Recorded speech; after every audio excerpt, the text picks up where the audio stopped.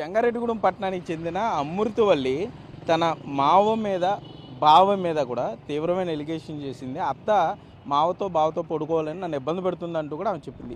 వాళ్ళతో మనం ఉన్నాం, చిన్ని నాగేశ్వరరావు గారు అట్లాగే చిన్ని ప్రవీణ్ మనతో ఉన్నారు. అలా వాళ్ళని అడిగే ప్రయత్నం చేద్దాం. నాగేశ్వరరావు గారు, మీ కోళ్ళు మీ మీద తీవ్రమైన ఎలిగేషన్ చేస్తున్నారు, చాలా ఇబ్బంది పెట్టారు, రాత్రిపూట తలుపులు కొడుతున్నారు, లేకపోతే మీ భార్య మీతో పడుకోమని మీ కోళ్ళని ఇబ్బంది పెడుతుందని చెప్పింది. ఏంటి అసలు ఏది మీతో పడుకోమని?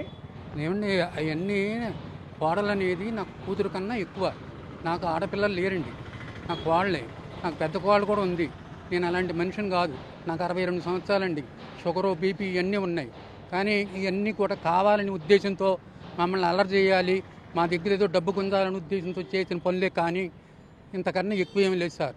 పేపర్ బార్ మీరు గమనించుకుని యథార్థాన్ని చూసి మీరు అర్థం చేసుకోవాల్సిందిగా కోరుకుంటున్నాను. అట్లాగే మీ దగ్గర డబ్బు గుంజాలంటే వస్తుంది, మీకు ఆస్తుంటే ఇద్దరు కొడుకులు వస్తుంది కదా. పర్టికులర్ డబ్బులు గుంజేది ఉంది, కాపురం బాగానే ఉందని చెప్తున్నారు వాళ్ళు. ఏమండి, కాపురం అంటే బాబు కొడుకు గొడవ పడుతున్నారండి. ఒక 4-5 రోజుల క్రితం, 15 రోజుల క్రితం అలా పోలవరం వాళ్ళు నాలుగు కార్లు వేసుకుని ప్రభావికి ఇంటి కొడుకు వచ్చి మమ్మల్ని, నేను ఎవరిని లెక్క చేయను, పోలీస్ స్టేషన్లో మీరు కేసు పెడితే నేను 10 నిమిషాల్లో బయటకు వచ్చేస్తాను, నేనేం దడిసే పని లేదు. మమ్మల్ని ప్రభావం చేసి భయపెట్టి మమ్మల్ని ఎందుకన్నా మిమ్మల్ని భయపెట్టడం, లేకపోతే ఆవిడ మిమ్మల్ని ఆ మాట్లాడడం ఎందుకు వచ్చింది, ఏంటి ఇబ్బంది? వాళ్ళు చెప్పినట్టు వినాలి. వాళ్ళు ఎలా చెప్తే అలాగే కేసులు పెడతామన్నా, చంపేస్తామన్నా వాళ్ళు చెప్పింది మేము వినాలి. దానివల్ల వాళ్ళు కావాల్సింది పై ఆస్తి, దాన్ని దృష్టిలో పెట్టుకుని ఈ ఆస్తి నాదండి. ఆస్తి మీ మనవాడికేగా. జనరల్గా తండ్రి ఆస్తి కొడుకు, కొడుకు ఆస్తి కొడుకు, అంతే కదా. ఇక మళ్ళీ తీసుకునేది ఏముంది అంటే తండ్రి ఆస్తి కొడుకు అంటే, తండ్రి ఆస్తి కొడుకు అంటే నన్ను నా తనంతరం ఇస్తానండి. నేను ఇప్పుడు ఇవ్వలేను కదా, ఇవ్వలేను.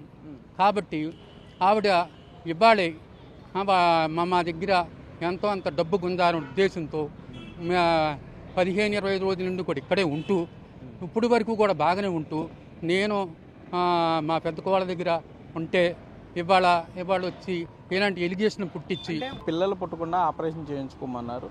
నేను చేయించుకోలేదు, నేను వీక్గా ఉన్నాను, అందుకనే ఈ మాటలన్నీ అన్నారు, అనరాని మాటలన్నారు. సభ్య సమాజం తలదించుకునే మాట, బావ దగ్గర పడుకుంటావా, మావ దగ్గర పడుకుంటావా, ఎందుకు ఆ పరిస్థితి ఎందుకు వచ్చింది అన్నారని మీరు నిజంగా అన్నారు?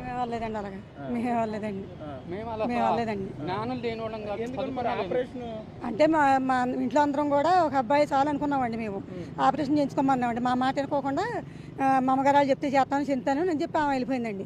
అంతేగాని పెద్ద ఆపరేషన్ కలిసి చేయించుకోమన్నాడు. అందరం కూడా ఒక బాబు చాలు మాకు శుభ్రంగా చూసుకుంటే చాలని అన్నామండి. అంతేగాని వాళ్ళ దగ్గర పడుకోమంటాం, వీళ్ళ దగ్గర పడుకోమంటాం మాకు అలవాట్లేదండి. మేము కూతురులాగా చూసుకున్నాం కానీ వేరే రకంగా చూసుకోలేదండి. ఆపరేషన్ అయితే అందరూ అన్నామండి, ఒక బాబు చాలు మనకి, వాళ్ళు శుభ్రంగా పెంచుకుంటే చాలా. నాగేశ్వరరావు గారు పెద్ద అబ్బాయి, చిన్ని ప్రవీణ్ మీరే కదా. మరి మీ మదరు ఈ ఎలిగేషన్స్లో మీకేంటి సంబంధం? మీకు కానీ ఇది మేము పైన పోస్టుల్లో ఉంటామండి, పైన పోస్టుల్లో ఉంటాం, మేము కింద పోస్టుల్లో వాళ్ళు ఉంటారండి.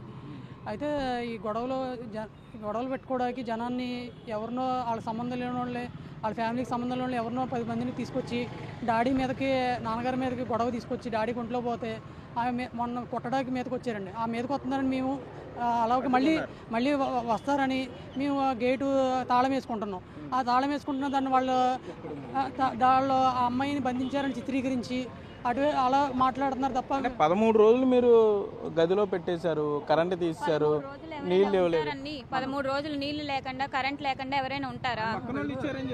పక్కన వాళ్ళు ఎలా ఇచ్చారండి? మేము ఇవ్వనివ్వట్లేదు, మేమేం చేయట్లేదు, వాళ్ళు ఎలా ఇస్తున్నారండి? మేము హెల్ప్ చేయబట్టే కదా, మేము గేట్ తీయబట్టే వాళ్ళ రూమ్ లోంచి బయటకు రాబట్టే పరదా కూడా కట్టేశారు పక్కింటికి, మీకు కనపడకుండా మధ్యలో డివైడ్. మా మావయ్య గారికి నిమ్ము ఉందండి, ఆయనకి కోల్డ్, చల్లగాలి పడదు, అందువల్ల మేము కట్టుకోవాల్సి వచ్చిందండి. అది ఫస్ట్ ఫ్లోర్ కే కట్టుకున్నాం. మీరు కావాలంటే మీరు వెళ్ళి చూసుకోవచ్చు అండి. ఫస్ట్ ఫ్లోర్ కి ఆయనకి ఇబ్బంది అవుతుందండి. కదా ఈ అమ్మాయి ఉండేది? అవునండి, ఫస్ట్ ఫ్లోర్ లో ఉంది. మరి ఈ అమ్మాయి గురించి కట్టారని అమ్మాయి అనుకుంటుండొచ్చు.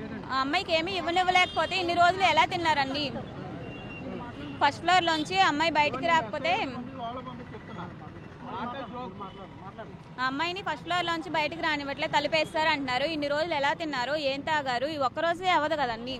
ఇన్ని రోజుల నుండి పక్క నుండి ఇస్తున్నారు అంటే మేము అమ్మాయి బయటకు రాబట్టే తీసుకోబట్టే కదా. మా దగ్గర కూడా ఫోటోలు ఉన్నాయి.